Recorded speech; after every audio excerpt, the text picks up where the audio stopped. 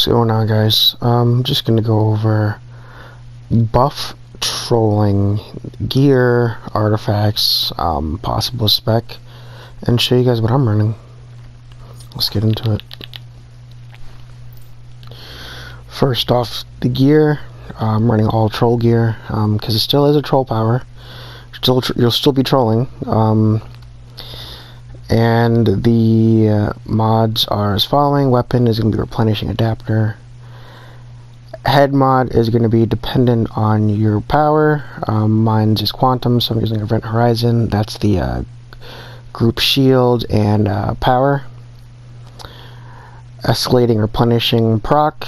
Increase your critical power chance by 5% for 6 seconds when you use a group power heal. You'll see with buff trolling, with the artifacts I'm running, with the claw, your power heal does not really work the same as a regular troll. Back mod, I just have accelerated warp reality. Nothing really applies. I use on my chest mod, increase your health by 5%. That's hardy. Because the more health you have with a certain artifact, the better the buff is. I use restorative quantum tunneling, but honestly, like mod really doesn't matter. Max damage. I use weapon taps on this loadout. You can use max damage. You can use regenerative shield, even though it really doesn't scale. And foot's tumbling mastery. So the current artifacts I have saved this armory is the power harness. It's good just in case you have precision DPS. So hitting an enemy with the controller debuff grants you and up to 7 group members power equal to a percent. In my case, it's 9% of your vitalization, and precision equal to 1.5% of your vitalization. This effect stacks for each type of controller debuff you use. So typically you're going to use 3 debuffs, so multiply that by 3, and that's going to be the percent. Most important buff troll artifact is going to be the claw. While in controller role, your group weapon buff applies to you, and you typically want this to be at 160, so you get everybody in your group getting buff. So at 160, it's 7 people, including yourself. Group members, and an additional grants 7% might, restoration, and dominance, as well as, in my case, I don't have it to 200, so I don't get the critical chance. But if you get it to 200, you get a critical chance and magnitude for 12 seconds. And like I said, this artifact takes away your power healing, so all you do is get the passive power. And the last artifact I have equipped to this armory is the tetrahedron. Hitting an enemy with a superpower grants you and up to 7 group members might equal to, in my case, 1.8% of your health. This effect is doubled in damage roll or controller roll. That's why I have in my chest mod I have hardy, so my health is already increased, so that's going to also help it. And like I said, this effect is doubled in damage roll or controller roll, so you'll be controlling, so 1.8 times that by 2. If you have it at 200, times that by 2, that's 4%, etc. Other artifacts you can possibly run. The amulet, I've run that. It's a regular troll artifact. Your controller debuffs are a percent stronger than hitting up to 1, 2, 4, 7 additional enemies near your target. It's typical controller artifact. You can also use the strategist card. Upon achieving a crit hit on your target, there is a chance to apply tactical advantage on the target based on the type of ability you used for, in my case, it's 8 seconds. And we're controllers, so we would do healing critical apply, or I'm sorry, power healing critical apply over time. So that'll give us a heal over time. Or if you like the scrap, to gain your supercharge faster, increase your maximum supercharge and supercharge generation by a percent. You know, typical controller artifact. So as of this moment, I have, oh, I forgot to actually put this back on. Where is it? I'm also running the soda. I don't have the new one yet, but restores health and power as well as increase your maximum health for 30 minutes. This is the all natural soda. So let me actually put that right back on. And I'll show you guys why I run that. Oh, why did that not equipped? Take that off. Put that on. There we go. So I am currently, well, I really can't tell. I'm currently unbuffed. I'm sitting at 223k health, power 124k, vitalization 47.6k, and then my crits, because I got my crits.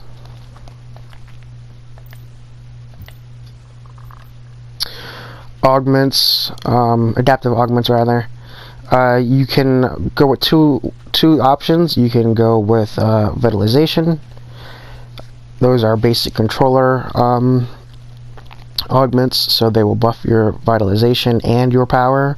Or you can go with the dominating augments, which are tank ones, but these will also buff your dominance and your health, and being buff troll, you want the highest health if you are running the claw artifact. Then I'm running the vitalization runes. If you want, like I said, you can run the dominance ones. That'll give you more health, so that would also increase your buff. Allies I'm running House of Legends bot as my combat. Really don't care too much about damage, but the reason I have him in combat versus my support allies rather, is because Nubia, upon defeating an enemy, increase might for yourself and all nearby allies by a small amount.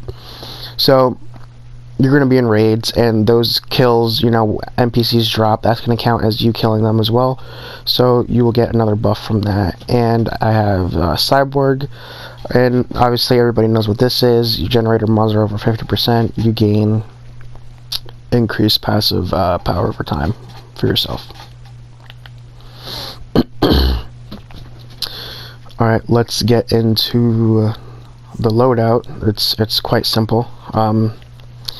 It's going to be for any power. Essentially, you're going to have your reduce the target's ability to heal. That is going to be your health debuff. You're going to have your power over time, and it's also going to be your group power healing, group weapon buff, etc. That's going to be, for me, it's temporal time shift. Reduce enemy defense. That's going to be your defense debuff. So whatever power you have, you're going to run a defense debuff.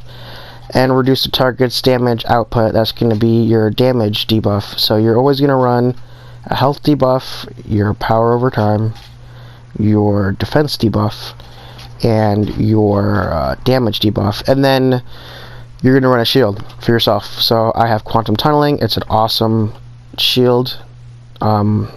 Every power rather has a shield. Not as good as quantum tunneling. It's teleporting. I'll show you guys in a second.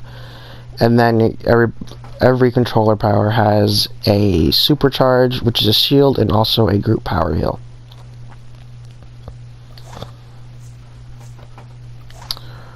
Weapons, I like to use the pulse beam.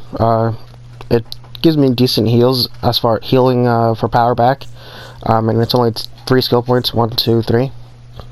So I go into that. You into your movement. Iconic, you're not going to need any. Stat points. I go hybrid because I'm using the weapon taps to gain power back, and it also gives me vitalization, restoration, dominance, might. 20, and then the 10 into your critical power chance and your critical power magnitude. Now, I'm going to say this. I know some people might do it differently. You might run into a slight issue, but I personally prefer putting more skill points into vitalization then into health, depending on the amount of skill points you have, because I've noticed when I maxed out my health and I put the rest in Vitalization, the group doesn't seem to get as much power back versus if I do Vitalization and then into health. So that is another reason why I have the soda and my mod spec the way I do, so I can get the most health I can without sacrificing the group getting power back.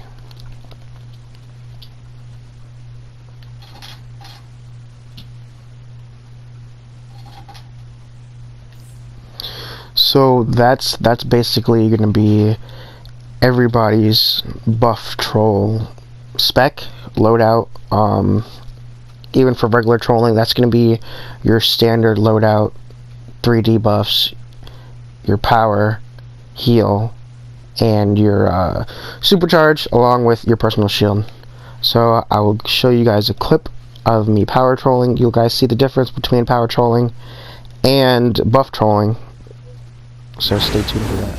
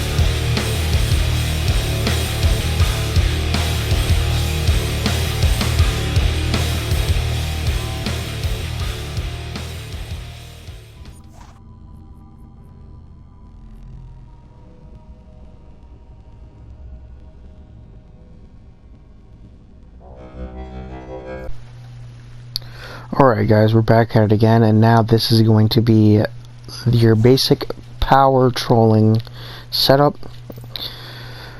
Like I went over with the buff trolling, everything is pretty much the same, except I changed my chest to power efficiency, because you really don't need extra health. So power efficiency, superpowers use 5% less power. Artifacts, I'm using the power harness, because it also gives your group power equal to percent of your vitalization. I'm not too concerned about the buff. Amulet, your controller debuffs are percent stronger. Additional enemies near you target gets debuffed as well. And I'm using the strategist card because upon receiving a crit, it has potential to apply a power over time heal on whoever it critted on. You can also use scrap the soul cloak just so you can get your supercharge back faster and pop that to save the group if need be, or just in case you're in a pinch, you're running out of power, you can pop your supercharge and that also gives power to the group.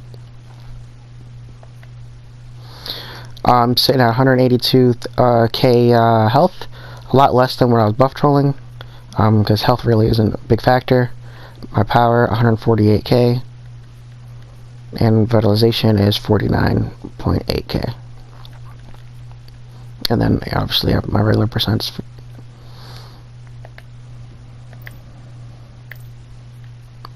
Running vitalization because that is your primary as a power troll. So vitalization, all that good stuff.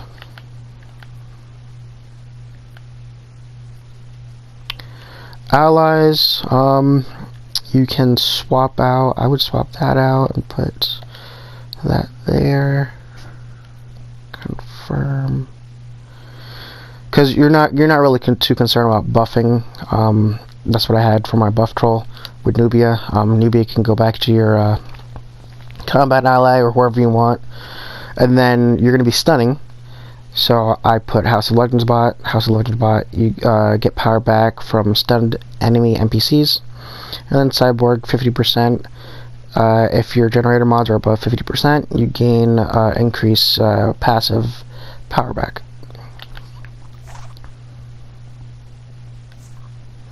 Loadout, like I said, with the buff trolling, it's going to essentially be the same thing. You're going to have your heal debuff. You're going to have your group weapon buff, group power heal. You're going to have your defense debuff, your damage debuff, your shield. In my case, it's quantum, so I'm going to have quantum tunneling because, like I said, that is a very good shield and teleports you so you can pick up people that have dropped in raids or different scenarios, or you just need to get out the way. And you're going to have your shield slash group power heal. So that's going to be your average troll loadout. Weapon. My weapon is Hand Blaster. For this particular loadout, I do not use my weapon to gain power back. But if you like to, you can go weapon mastery if you like. You can do the pulse beam like I had in my buff troll. If you know, easy 1, 2, 3 skill points. Flight, or your movement rather, just 1. Iconic powers are going to be none. Stat points. Now this is debatable, depending on if you are using your weapon to gain power back. If you like it, sometimes I like to spam, so I just go superpower, then I go 20, 10, max out, vitalization. You're not going to need health, so you put the rest into your might and power just so you have a bigger power pool. Or if you like, I know some people they're like, oh, well, I get 5% VIT if I do a hybrid, so you could do that. 1, then 20, 10, the rest into vitalization, and then into might and power. And there's a distinct difference between the two types of trolling, between buff trolling and power trolling, which you guys will see when you see the scorecard. After these few clips, you'll see the difference between the power outage regarding the two. So stay tuned. I appreciate you guys watching.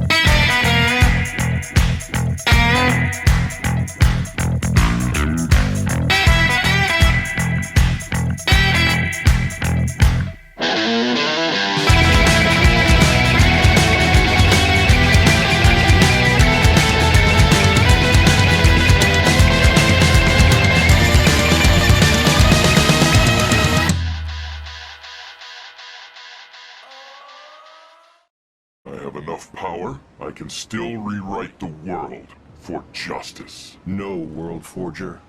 I can see that it has already been done. By her for her new servant, the Batman who laughs. Then,